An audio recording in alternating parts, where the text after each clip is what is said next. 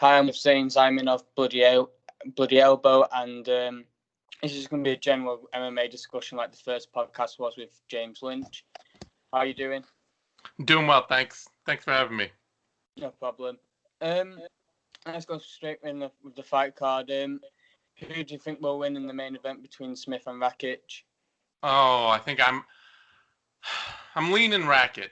Smith has got these really crafty bursts of offense that he does. If he can drop Rakic or hurt him at some point, there's a good chance he could choke him out. But it's hard to overshadow Rakic's toughness and durability and the kind of power he throws back.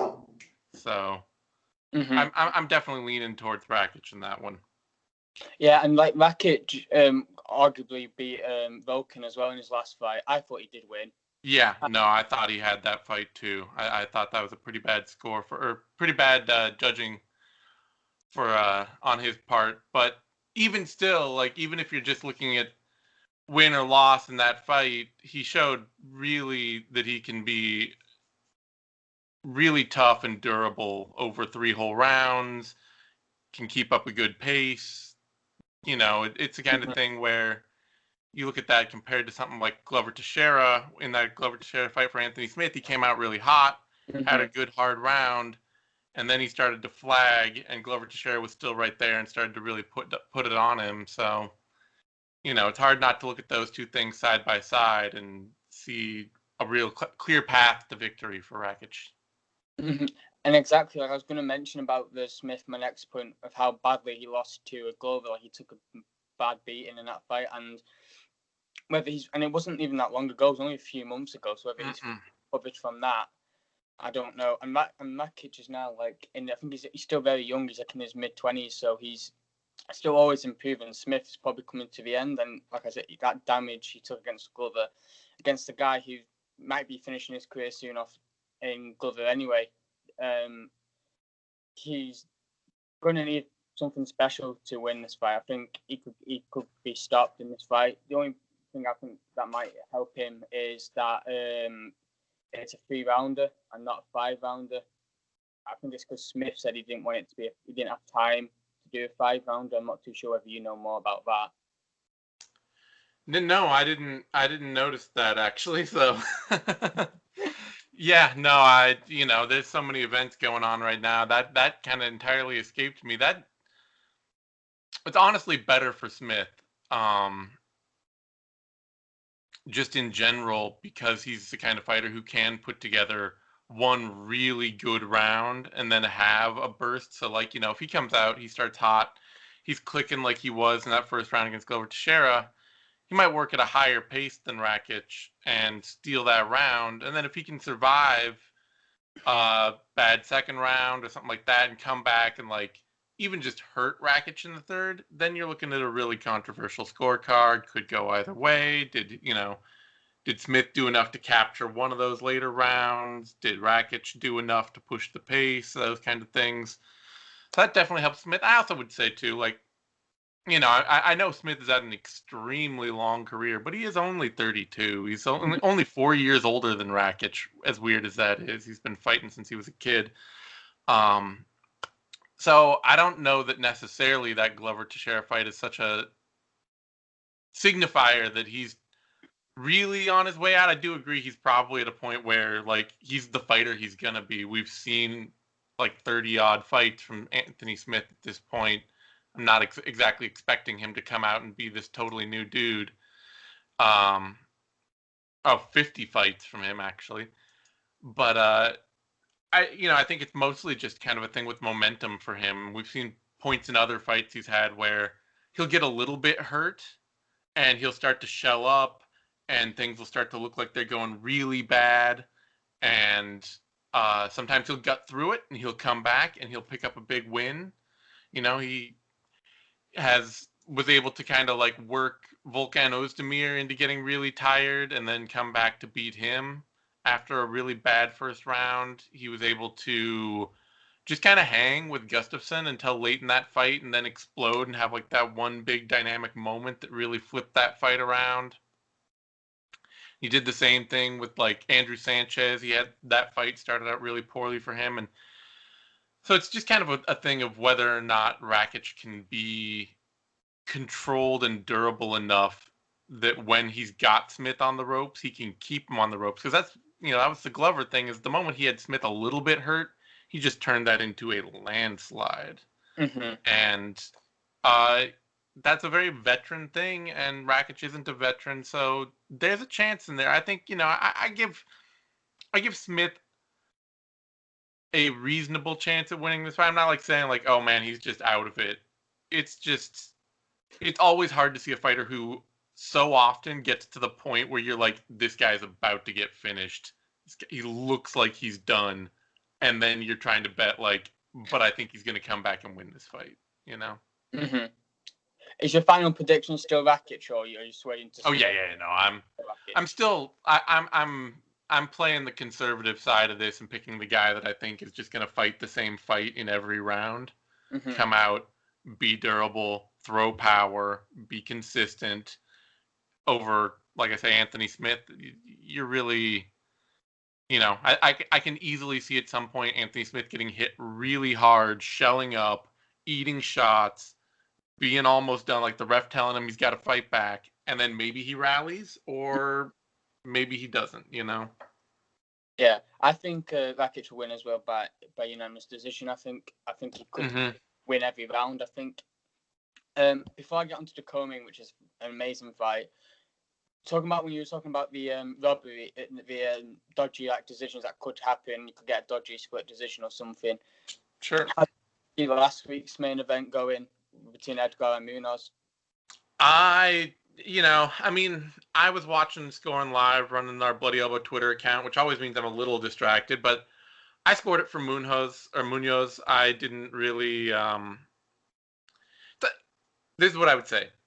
I didn't have trouble scoring it for Munoz. Watching it live, I was like, okay, I think Munoz won the first. I think he won the third. I think he won the fourth. And I scored the first, or the second and the fifth for Edgar. However, I really only thought that I was sure Munoz won the first and the third. And I realize a lot of people are very sure he won the fourth, and the stats show that they should be. It was really like a dead even fight in the first and second, and then the third, fourth, fifth were wider. But watching live, like I said, a little distracted. I thought, okay, Munoz clearly won the first, clearly won the third. Edgar clearly won the second. I felt he won the fifth. I don't think it's that clear. And then it really, to me, came down to a very close fourth round that I felt should be scored for Munoz. But so that doesn't really spell out like a complete robbery to me. I didn't walk away from that being like, oh, Frankie Edgar shouldn't have got that decision. It was more of a like, I didn't score the fight that way, but with judges and being, judges sitting there live, that's one of those things where people always talk like, we have a better view from TV than the judges are going to have for like the whole action of the whole octagon. A judge is sitting there, they might have action hidden behind a ring post sometimes, they might miss some punches, things like that. It's all based on their vantage point. But the other thing is too, and I've had a few people bring this up to me, both officials and commentary people who are also seated cage side, is that you don't always realize the difference in impact between one fighter's offense and another watching it over TV. Like, that doesn't always resonate. Where a judge can be sitting there cage side, they hear this guy hit somebody, and they're like, wow, that sounded really hard. Mm-hmm. That was a major strike in this round. That was a major moment. Or like, Frankie Edgar at some point like picks Munoz up and dumps him. And on TV, you're like, okay, Munoz got right back up. That wasn't even barely a takedown. I don't care about that. But it could be Judge City cage side heard Munoz hit that mat, and it sounded loud and hard. And they're like, okay, yeah, that was big. Mm-hmm. So you don't necessarily get the vantage point that the judges do for those kinds of things. Unless it's something where it's just a clear case of pace and momentum, which I think happens reasonably often in MMA, where you just get like, oh yeah, This guy was clearly throwing more, landing more, hurting him more. Everything was bigger and better. Their opponent wasn't showing enough. I tend to just be like, the scores are always going to be a little wild. You can't, it's a 10-point must system over 3 or 5 rounds. 5-minute rounds means there's a lot of time for momentum swings in any one round. It's really hard for me to get up in arms about too many decisions going one way or another unless it's just clearly like, okay, I can't really see a moment where this guy was in this fight in a way that you would score a round for him or something like that.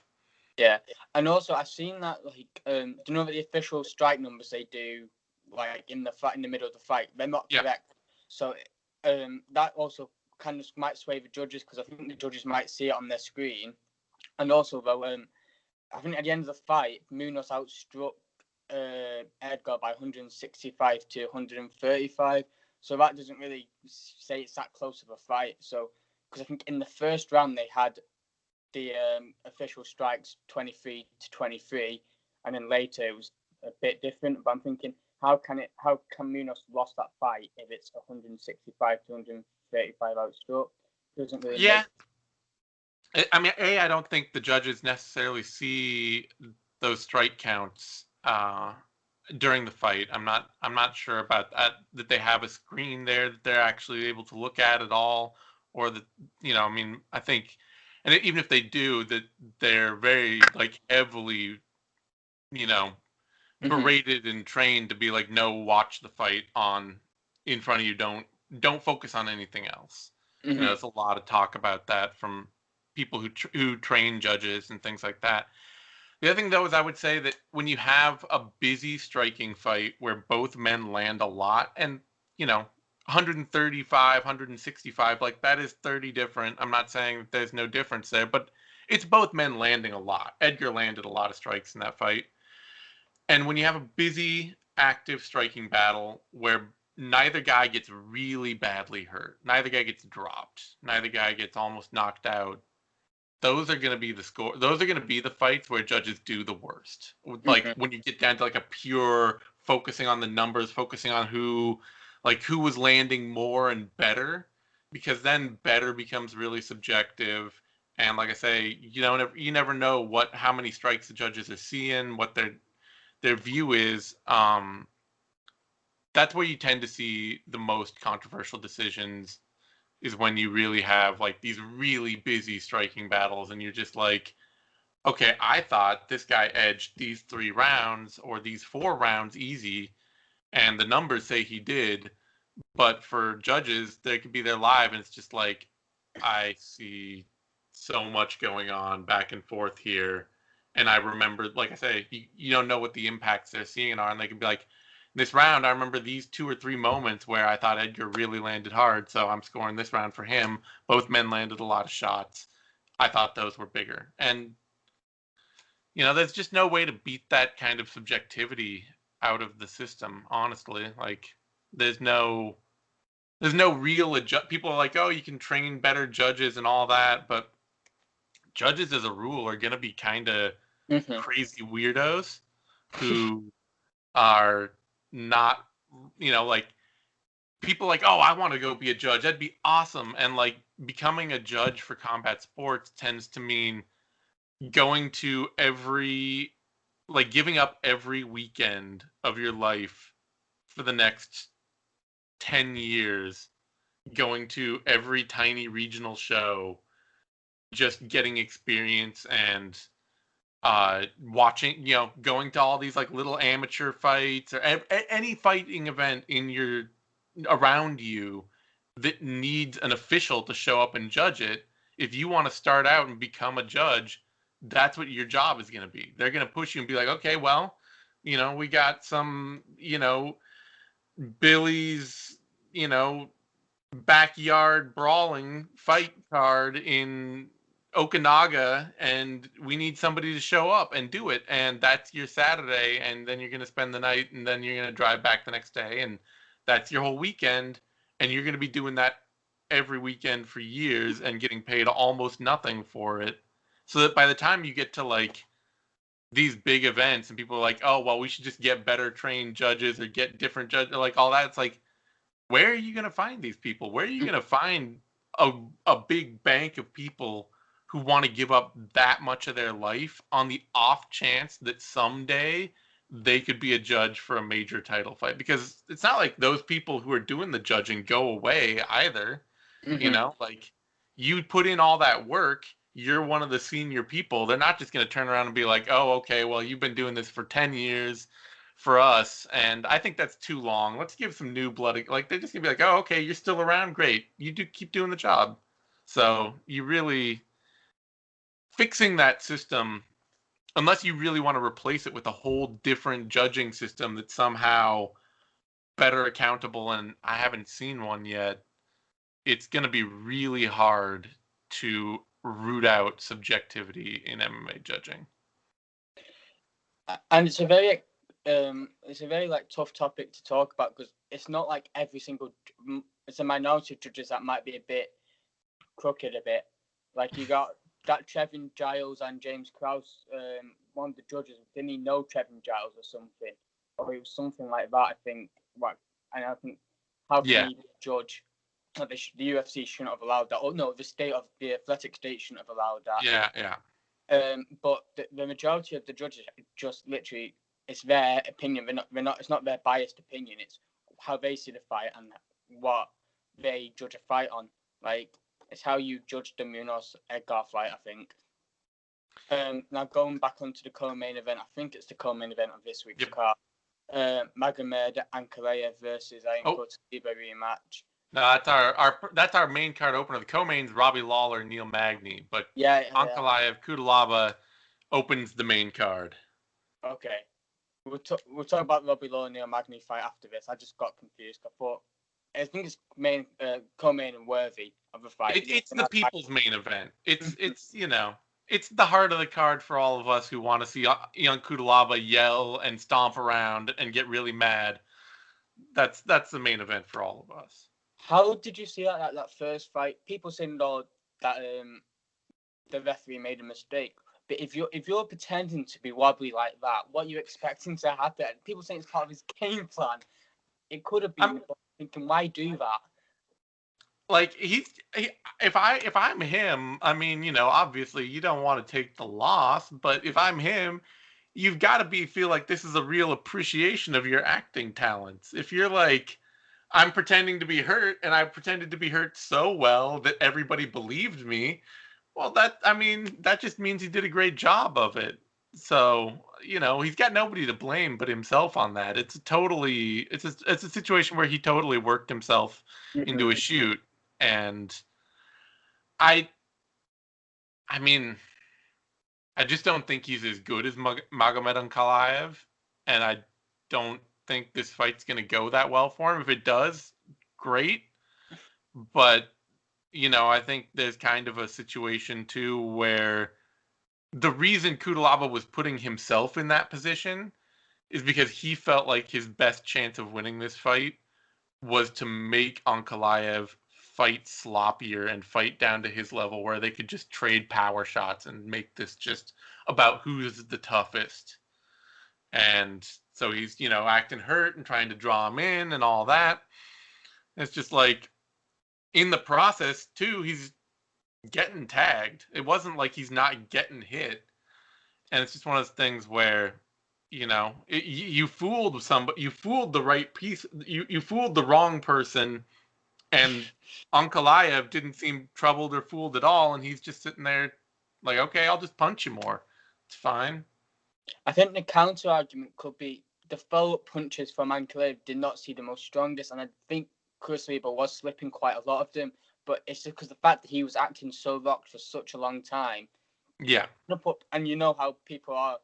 Like, look how Herb Dean was with Dan Hardy a couple of weeks ago with the stoppage, and I think referees have got an incredibly tough job to do because if they get a tiny bit late, people criticize them quickly. If they do it early, they're like, oh, they should let him go. Because like Chris Tayoni did the same thing last week with having kids was more warranted because it was inconsistent. Like with the Valiev fight, I think he could have easily have stopped. He gave him he gave Jones a good chance, and then with Valiev.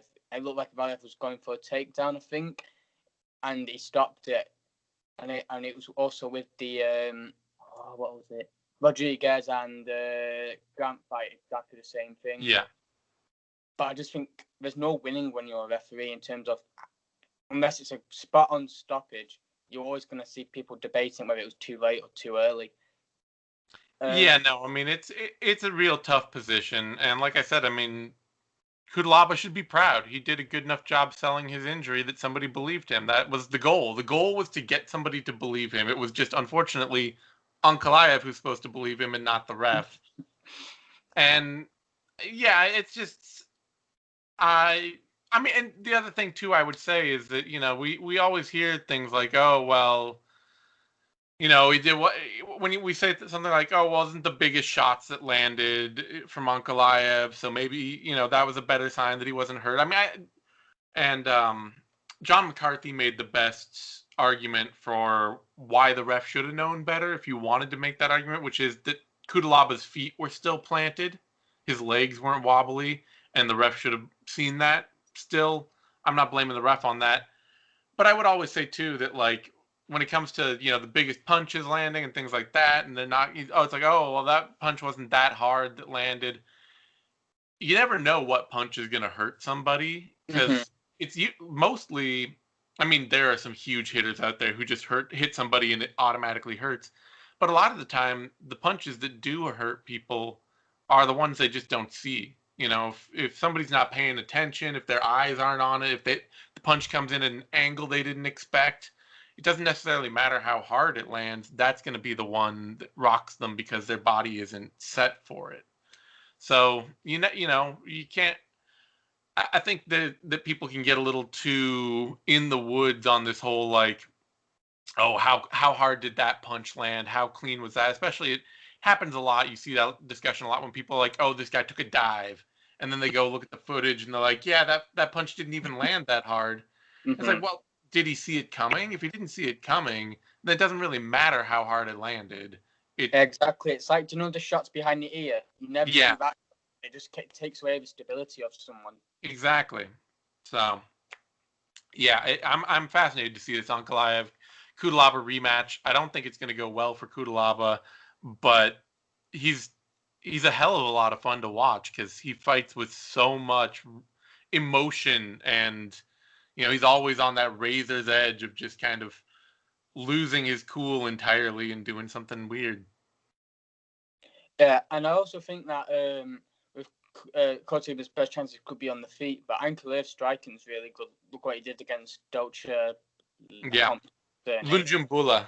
Yeah, and he's a decent opponent from EFC, so he's fought good guys as well.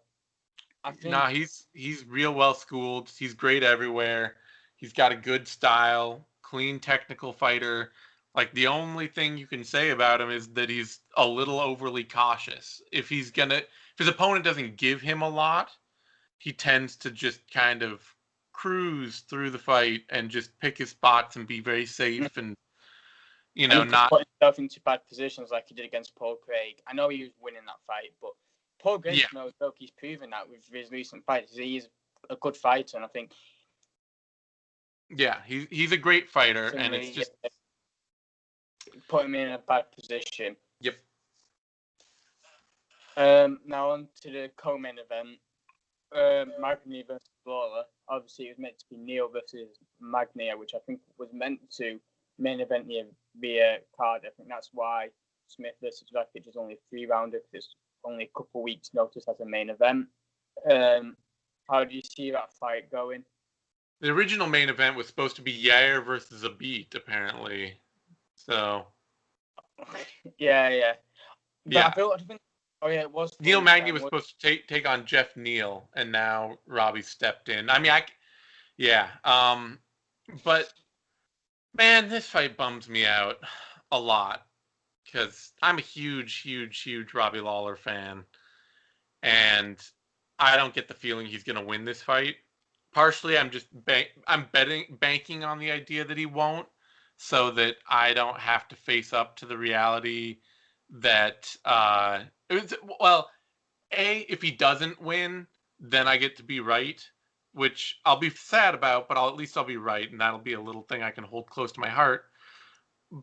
But if he does win and I'm wrong, then I still feel happy. So I kind of picking against him here kind of lets me have my lunch and eat it too. Mm-hmm. I'm fairly new to the sport, so I've missed Robbie Lawler's in his prime, but I do know he was a really good fighter. He's a world champion, wasn't he? Mm-hmm. He was the welterweight world champ until Tyron Woodley knocked him out in a tragic, like 1 minute instant, very Conor McGregory, Jose Aldo-y kind of just come out, storm the gates, get him out of there. But his fights against Carlos Condit and Rory McDonald, legendary wars. Dude has been out there slinging bombs. I mean, he got into the UFC when he was like 18 Mm-hmm. and was the hot young prospect out of the Miletich system back then when Miletich Fight Camp was still a thing, and then got cut by the UFC because UFC was that was at a point when, like, if you lost 1 or 2 fights in a row, you would instantly get cut in that era, and went off and just kind of wandered the wastelands for like a decade. Came back, everybody was like, "Oh yeah, Robbie, he used to be good. He's fun. We love having him. Whatever." Mm-hmm. And he just blew through the welterweight division, won the belt. Oh, it was a gorgeous, gorgeous time to be alive. And now, unfortunately, he's getting up near 40. He's 38 now, and um, that Colby Covington fight was kind of like one hot round, and then 2 big punches maybe every round after that, and he just couldn't keep pace. And I mean, a 3-round bout again with Neil Magny, kind of like the Smith Rakic thing. It pays off better for Robbie Lawler if he comes out and he starts hot. He puts it on Magny for a round. He takes round 2 totally off, which he's done before. He did that against Cerrone. Then he can come back in round 3, and if he can just kind of keep pace with Magny, he might land the harder shots. He might convince a couple judges to give it to him, but you'd be looking at a very close fight. So there's a path for Robbie Lawler to win this. I want to see him win this. My fear is that Magny just kind of jabs at him, kicks him, grinds on him a little, Mm-hmm. slows him down, and takes the fight, though. Like he did against Li Jieliang in. Yeah. But I think also an upside is for Lawler is that Neil Magny's also a veteran. He's got a lot of mileage himself, and he would rather fight Magny than Jeff Neal. I think this is a more winnable fight than it would be against Jeff Neal. Neal's a much more determined counterpuncher. So for Magny, going out, putting that kind of offense out, I think Lawler represents a less consistent threat than Neal. That way, you're right. But Lawler can also be a little. I mean, he's a better wrestler than Neal, which is an upside against Magny, who often likes to take people down and kind of grind them out. But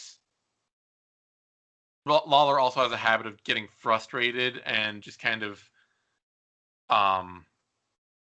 letting opponents wear on him and put their game on him because he just doesn't want to have that kind of fight. So, yeah, it's definitely, I think the Neal fight probably at this point represents a bigger danger to Magny than Lawler, which is sad to me. I hate saying that, but it has been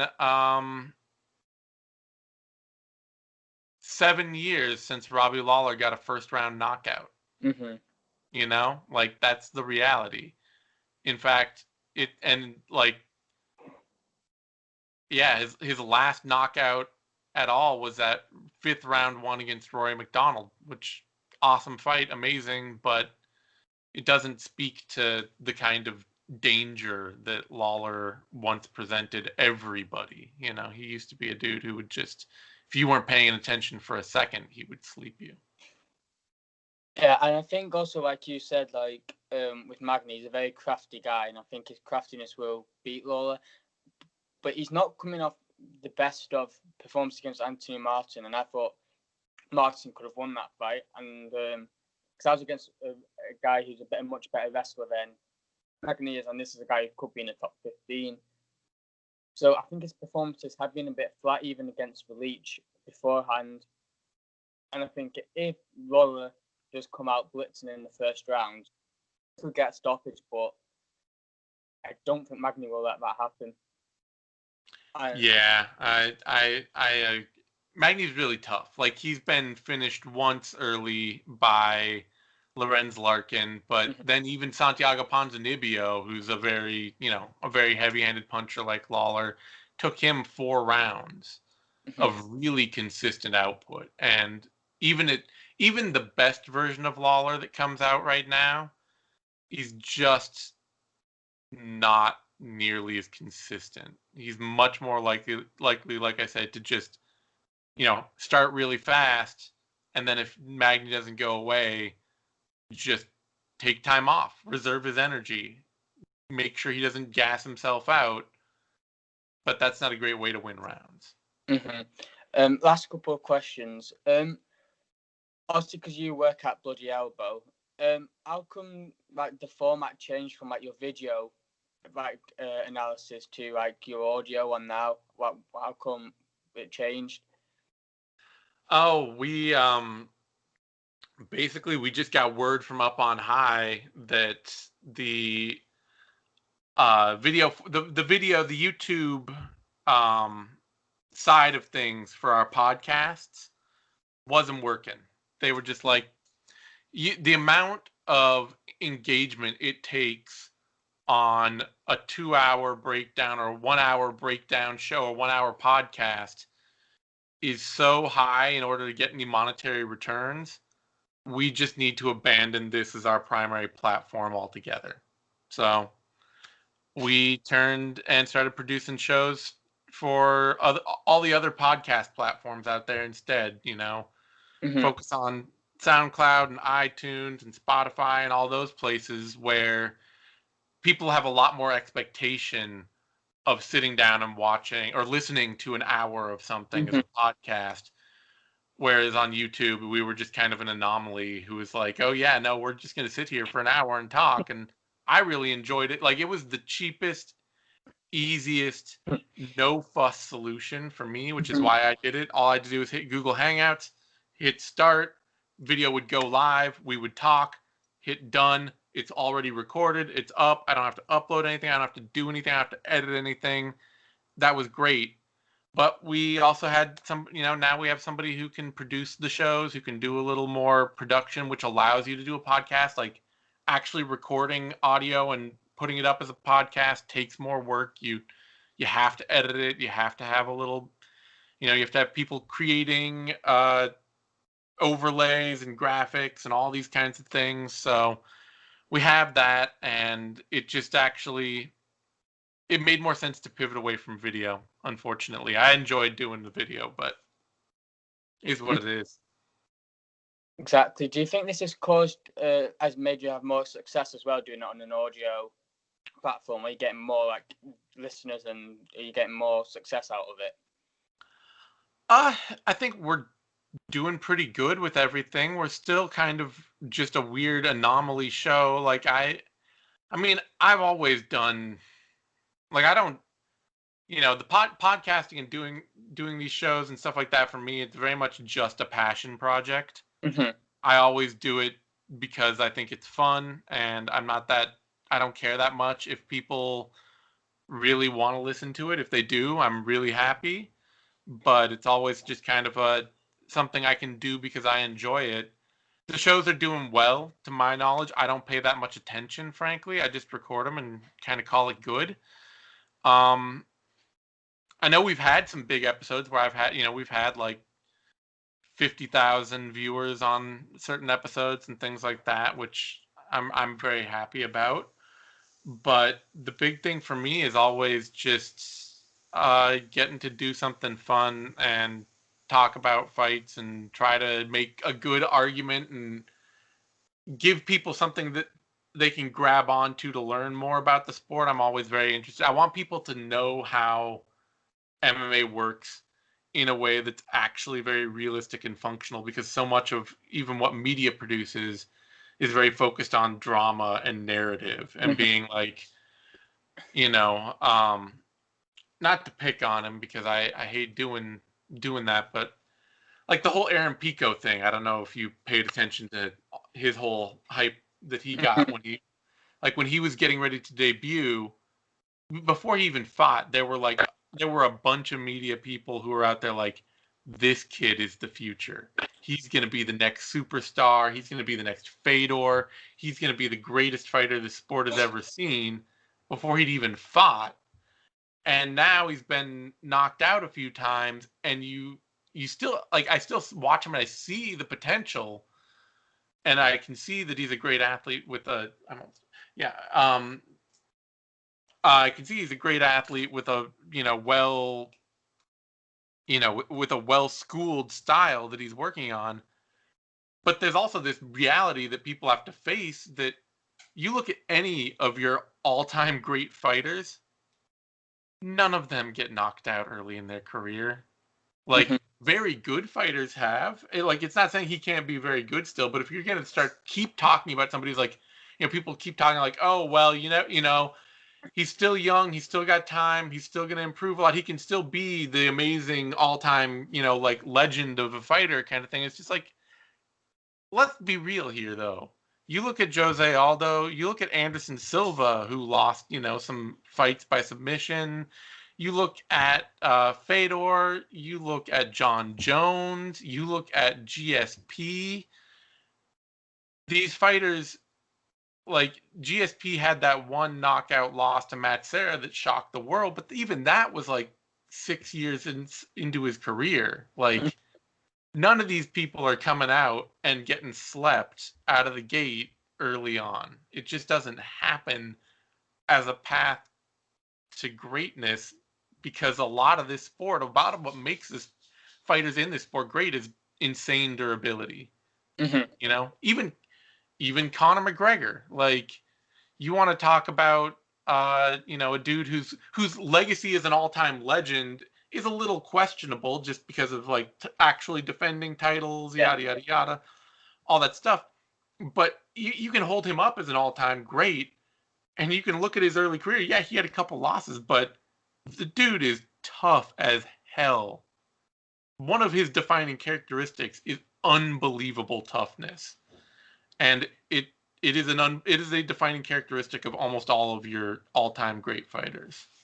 And so I always want to, like, my whole goal doing podcasts, doing shows like that is never like, oh, how successful are they? How many people are listening and all that? I just want to give a platform to be like, look, there are ways this sport works. There are different things that function about this sport, different ideas that we need to get our head around to have a realistic interpretation of how this works, because other sports tend to have it. I mean, you get all these like hard metrics for baseball, for basketball, and being like, oh yeah, this guy's a plus minus player in this way, he delivers these kinds of, or like soccer, or football, as you call it, has all of these, stats for how well players are performing in these situations, and, all these on the ball ratings and different things like that.